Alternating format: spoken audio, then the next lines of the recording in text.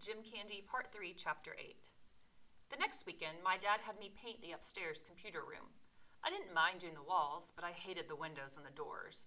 I'd arranged to meet Drew and Deshawn at 3 on Sunday, and I had to hustle to finish. I was getting set to carry the paint out to the shed when my dad came up to check on my work. He stood in the center of the room and looked at each wall, and then the ceiling. "Not bad," he said. "I'll move the furniture back." "Thanks," I said, and I took a step towards the door.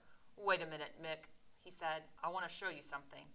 I turned back, thinking he'd found a drip or a gob of paint on something, but instead he was sitting at my mom's desk, a small mahogany box in front of him. He motioned for me to come closer, and I did. "You ever notice this box?" he said, his face serious. I shook my head. "It's on the bottom shelf of the bookcase in the far left corner." He opened it. Inside were a few $2 bills and a handful of foreign coins. He tipped the box over so that the coins and bills fell into his left hand. He put those on top of the desk. "I'm out late every night now, Mick, and pretty soon I'll be going on trips for a week at a time.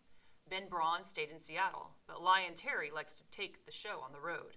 That means you and your mom are going to be alone more, which is why I'm showing you this." He pointed inside the box to a small button. "The box has a false button. Bottom, push the button." "What's inside?" "Push the button." I pushed the button, and the bottom slid back. In the hidden compartment was a gun. "It's just like the one you fired at the range. There's a 99.9% chance you'll never need it, but I can't stand the thought of being away and having something go terribly wrong and having you and your mom here defenseless." He stopped.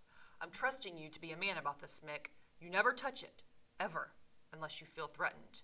No showing it to your friends, none of that. Is it loaded?" "There's no point in having a gun unless it's loaded. Now I want your promise that you won't touch this unless you absolutely need to. Do I have it?" I nodded. "Say it." "I promise," I said. "Okay, one more thing. Not a word to your mom about this. She'd want it out of the house." He put the gun into the box, then pushed the button, and the false bottom slid back, covering it. Next he returned the $2 bills and the coins. Finally, he put the box in the bookcase, bottom left. I brought the paint cans down to the shed, cleaned the brushes, and threw away the masking tape and the papers. After I locked up the shed, I stood a moment in the yard, thinking.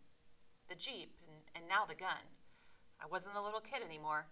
I'd been saying that for a long time, but now my dad was saying it too, and that was different, and a little scary.